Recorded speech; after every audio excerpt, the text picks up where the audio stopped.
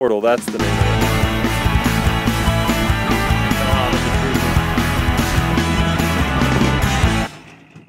Hey everybody, welcome back to Off-Road Independence videos. My name of course is Eric McGrew, and as you can hear I'm outside in, we're actually in Durango, Colorado. We're at this cool little motel that was built in the 50s. It's called the Siesta Motel. It's been run by the same family now for around 25 years, and it is just at the base of the Animas Mountains. Today my wife and I are actually going to go try and do the first actual OHV trail all the way through.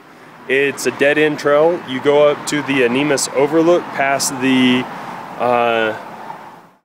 what is it, Junction Creek I think it is, campground.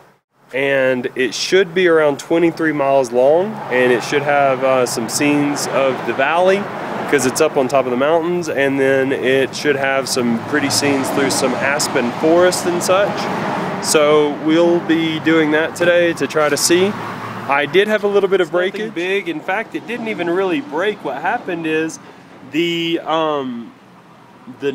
splines on, or the threads on the sway bar link just smoothed off when I came out of a parking lot of all things the other day with a big dip in it, and it flexed the suspension a little bit.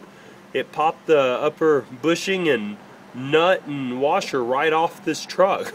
So I'll get to fixing that here soon. I don't know if I'll fix it on this trip or when I get back to Montrose, but either way, I'm gonna leave it like it is today. It'll clang a little bit, but it ain't gonna hurt anything, and it'll actually probably help me have a little bit better ride up in the mountains. So I will try to take some photos and some video, and I will let you guys know how it turns out.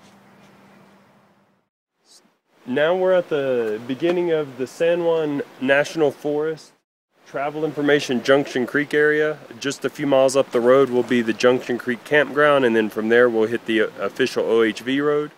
And I just wanted to go over a couple of things before I get started on this trip. First off, always remember to be as safe as you can. I went ahead and aired down to around 20 pounds. It's less than probably necessary. I don't know this road though, and it's supposed to be fairly simple, so I don't think I'll need less than 20 pounds. 20 pounds is probably overkill. I could have probably done it at 25 or 23. But it'll be alright. I have a Smitty built 12 volt compressor with me to help air up if I need to. Just out of town there's some gas stations with the, larger air systems that I can air up as I come down. And I also have a bunch of water. We have some extra emergency supplies like blankets and hand warmers and stuff. Not that we expect anything, but that's the thing. You just never can expect everything. So don't forget to go into that or have that with you. And don't forget to go over all of the map information very well. Know where you're going and know how to get in and out, what your options are, where you're allowed to go legally and where you're not. It'll help you out, and it'll be a safer trip for you. So now we're going to get started. So as you start up the road, you can tell it's well graded, it's nice and smooth. It's a lot of loose gravel, or at least it was when I started going up with my wife that day. There's, nothing super technical or special about it. You do need to be cautious of people coming the opposite direction. There is a lot of traffic, especially on busy weekends and things like that. And you will eventually get up to what is the Animas Overlook. So behind me you'll see that we're at the Animas, or Animas, or however you call it. In Spanish it would be Animas Overlook. And it's just overlooking the Animas Valley, where the Animas Mountains are and Durango is and all that stuff. Very, very pretty. The trail up from this area, or the road I should say, because I think this is still an actual county road that goes over the pass. Now from here we'll keep going up a little bit more, and then we will be doing the actual OHV road, which is further up, and then that should be getting a little bit more rough. It says it's easy. I don't know what to expect. I don't know if I'll even have to use four-wheel drive or maybe just four-wheel high, but I'll let you know when we get up to that point.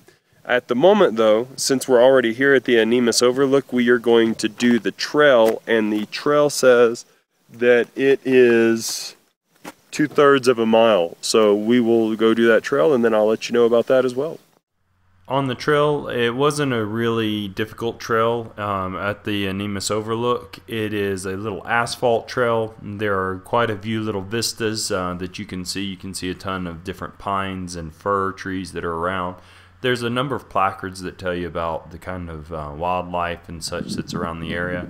You can see all of the valley, Durango and the different little towns around. So it's a really nice little area. There's some picnic tables as well. So it's a good place to stop and have a lunch if you want to on your way up or way down.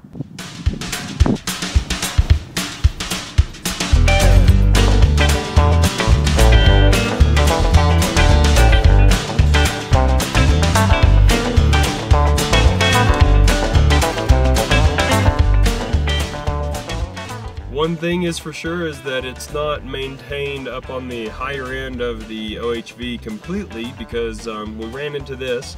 No big deal, we can go around the edge of it. As you can see though, there is a tree that fell over in the lane, and it looks like they've just left it. So people have been going around here on the edge, and then you can just bypass it. The road has a lot of rain rut in it, and it has quite a bit of rock in it, but nothing aggressive. I'm not even using 4x4 yet or 4-wheel drive. I'm just driving in 2-wheel drive, so haven't had any issues yet.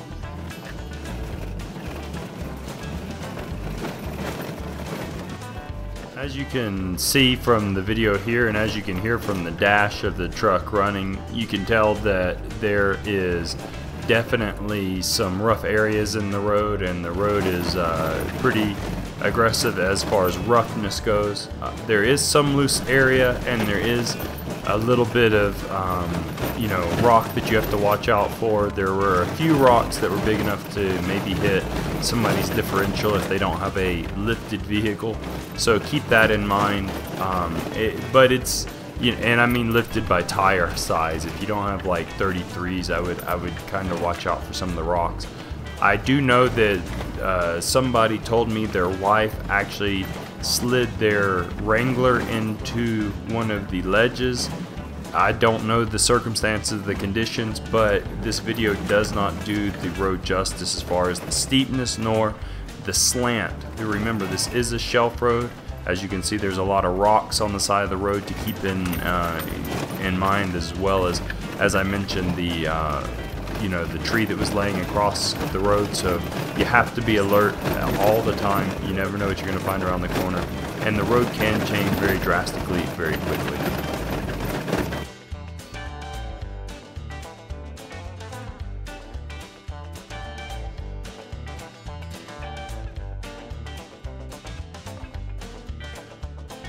It's really good to keep an eye on the road and make sure that you're not distracted by other things, because you never know what you'll actually find in the road. We found this guy in the road, not as big as a tree, but definitely more solid. He could definitely do a lot of damage, so keep an eye out for stuff like that. We also found a few little offshoots from the main trail that were other little side trails, and some are just camping areas. And in these areas, some of the side trails are less used. They're narrower, so you have to be a little bit more careful, but those are opportunities to use 4-wheel drive and explore a little bit more of the woods around there. There was one that I didn't get to do because there was a massive mud puddle. I didn't know how deep it was, and it was close to a drop off, and I didn't have anybody else with me, and there was nobody up on the mountain at this time, so I didn't want to get in a situation where I'd be stuck up there. But there is quite a bit to do up in this area to just adventure around and look around and have some fun. As you can see here to the right, there are some massive rain ruts in the road, and also you can tell that the material in the road has changed quite a bit from being more rocky to more sandy. That's also something to keep in mind. If it's really wet, you may want to avoid it, because certain areas do get really sandy. And not only do you want to avoid it for caution of getting stuck or whatnot, but because they actually recommend from the Bureau of Land Management and the Park Services that you aren't on these roads destroying them. So keep that in mind as well. And as you continue to go on up, you'll find different things, different kinds of trees You'll pass through some aspen groves and more Douglas fir and ponderosa pine, juniper kind of stuff in some areas. And then, of course, as we continue to go up, you'll get into higher elevations and you'll see that there is quite a bit more snow. And about this point, you can see that the shelf roads are also starting to become more pronounced, and the drop-offs are also more pronounced.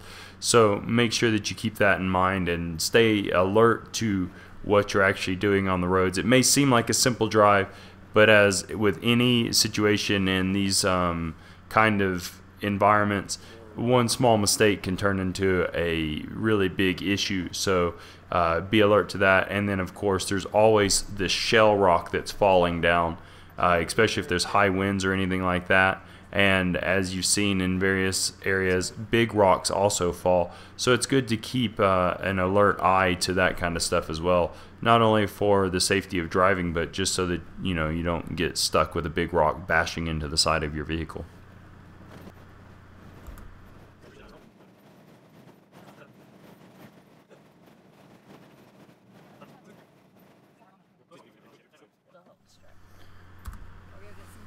In some areas, such as what you're seeing here, the road, as you can probably tell even from the video, starts to incline away from the slope of the hill or the mountain, starts to incline out toward the edge.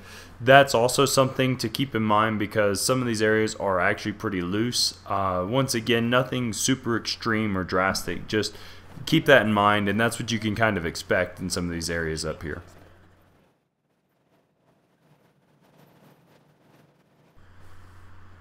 Some portions of the road aren't too narrow, and then others get a bit more narrow, so you want to keep that in mind as well. If you don't feel comfortable driving up a narrow path in certain areas, don't explore that path. Stick to the main road, which is pretty much what you see here. It's pretty wide, and easily two vehicles can pass by if you're cautious, whatnot. There are both there are a bunch of people up there, cyclists, motorcycles, cars, so keep that in mind as well, and be cautious at all times for those people coming around the curves. And there is some snow if you go earlier in the season, so be sure that you can handle driving in those kind of conditions as well. Well, we came to the end of the trail before the end of the trail. If you look behind me right there, you can see that it gets pretty narrow and it gets icy. Could you make it? Yeah, if you had the right setup. I have some, what are these things? Goodyear Wrangler RTS tires. So I don't trust them on the snow, and there's a pretty steep embankment off to the edge. So I didn't want to take a chance. Remember, when you're wheeling, know your limits, know the limits of your equipment, and if you're in serious doubt, just back out. Overall, the trail is pretty easy. Think I only used four-wheel drive a couple of times, and it wasn't even necessary. I just used it just in case, because as I have the electronic four-wheel drive on my 4Runner, I wanted to make sure I engaged it before I got into a situation.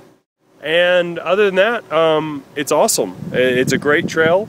It's easy, like I said. It's a nice, relaxing trail. If your wife or girlfriend or friends or family are a little nervous, this is a great trail to get them started on.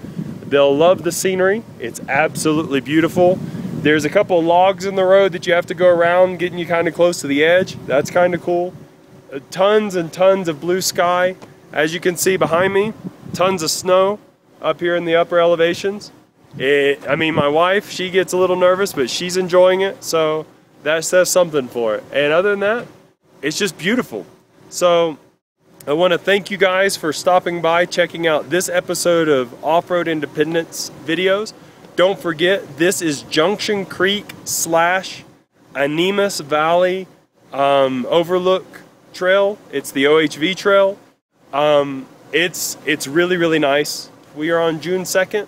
So it's still spring, which is why there's so much snow. Most of the snow should be melted off by July 1st. So keep that in mind. If you have a bigger tire setup, if you come up here with a bigger suspension, might be something that you could do with even this time of year. Probably so. Just be careful. The snow does or is still very close to the edge here. As you can see, drops off quite a bit.